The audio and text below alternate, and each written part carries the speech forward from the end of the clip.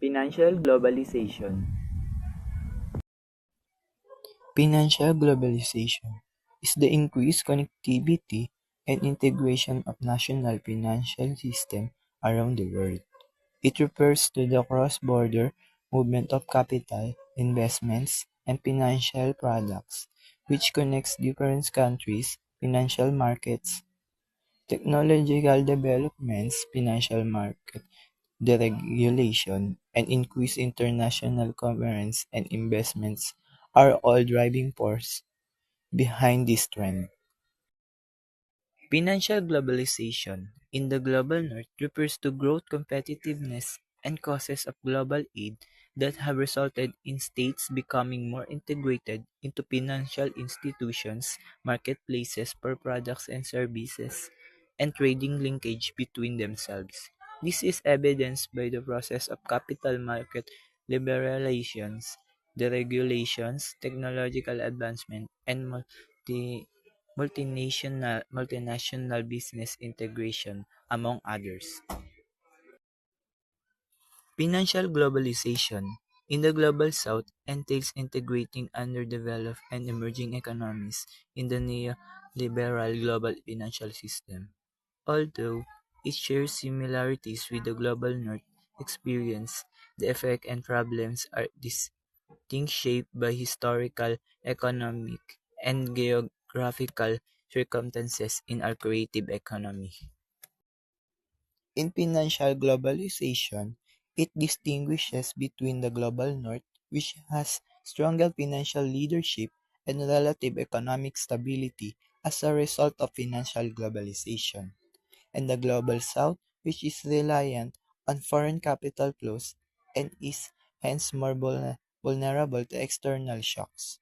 Furthermore, the uneven power dynamics between the two areas have an impact not only on income distribution and financial stability, but also on global economic policy making.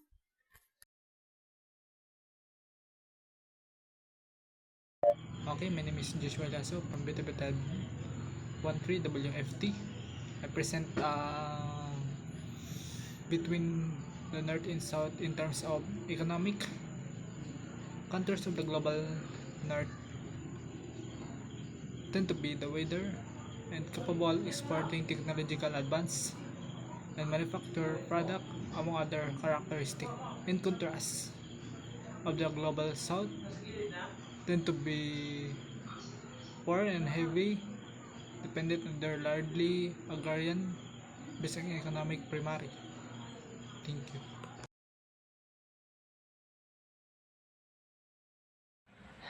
Good day, Prof. Villanueva and Sir Yuri. My name is Ivan M. Ibutnandi, and I'm here today to compare and contrast both the Global North and Global South in the aspect of technological globalization. Now let's start.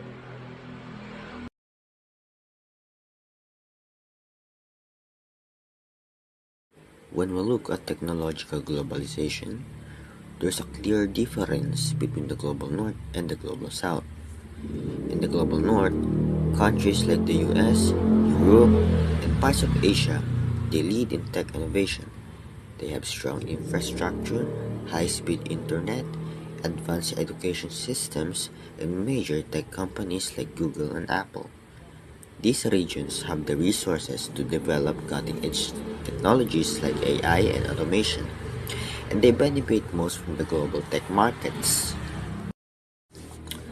On the other hand, the Global South, including countries in Africa, Latin America, and other parts of Asia, faces more challenges. Access to technology is limited due to weaker infrastructure and high costs. There's a digital divide.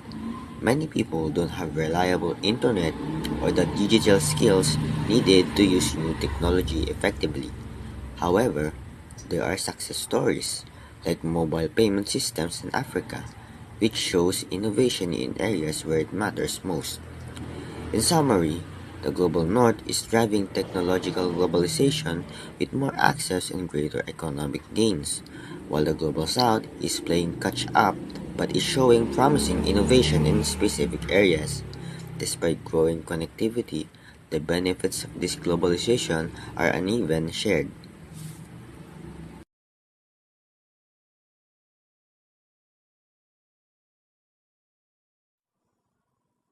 Good day, Ma'am Villanueva. I'm Nino H. Bianito from WFT. This is my video presentation about political globalization.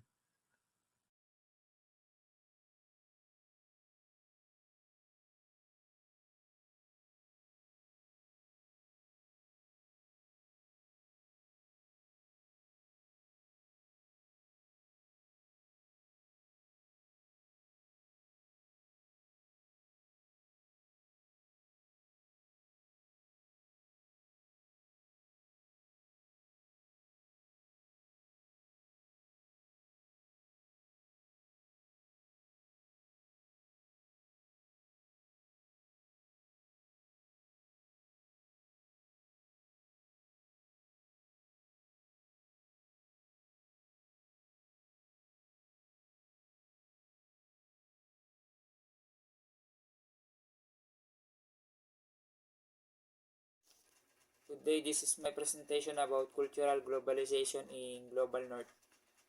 The Global North cultural landscape is heavily influenced by its history of colonialism and industrialization.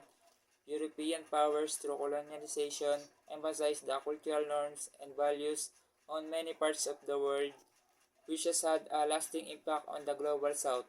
This includes the introduction of Western language, religion, and legal system, which often displays indigenous cultures and tradition. Industrialization in the global north led to the development of a distinct urban culture characterized by technology advancement, mass media, and consume. Cultural differences between global north and global south are evident in social values and norms. The global north tends to be more individualistic with a focus on personal freedom and self-expression. In contrast, the global south emphasizes collectivism, prioritizing the needs of the family and community over individuals' desires. This reflected in different approaches to education, healthcare, and social welfare system. Ecological globalization.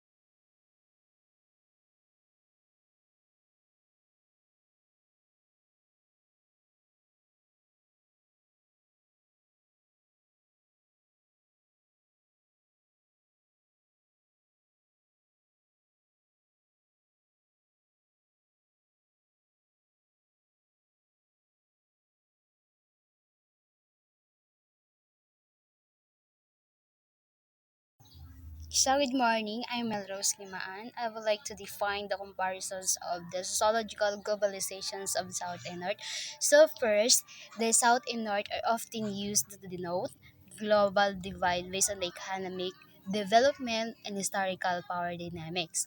So, the North generally refers to developed countries characterized by high income level and advanced industrialization. So, in the South, in the other hand, encompasses developing nations often facing economic challenges, like, for example, the lower living standard and also the historical legacies of colonialism.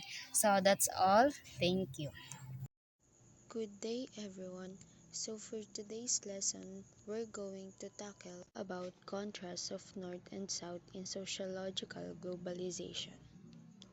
First is economic disparities. In general, economies in the global North are more developed, have better incomes, and have easier access to technology. On the other hand, the global South frequently experiences economic difficulties. Many of its nations are impoverished and dependent on agriculture. Second is cultural influence. North ideals and values are frequently propagated as a result of the North's propensity to control international media and cultural narratives. Despite having a wealth of various cultures, the South frequently finds it difficult to claim its own identity in the face of this domination. Social inequalities. Due to the unequal distribution of money and resources, globalization has the potential to worsen social inequality. Global trade enriches the North disproportionately, whereas the South may be exploited and have less economic mobility. Migration patterns. Migration patterns in pursuit of greater prospects. People from the global south frequently travel to the north, which causes xenophobia, identity, and integration problems in the host nations. On the other hand, the north frequently enforces stringent immigration laws even though it can receive an infusion of talented individuals.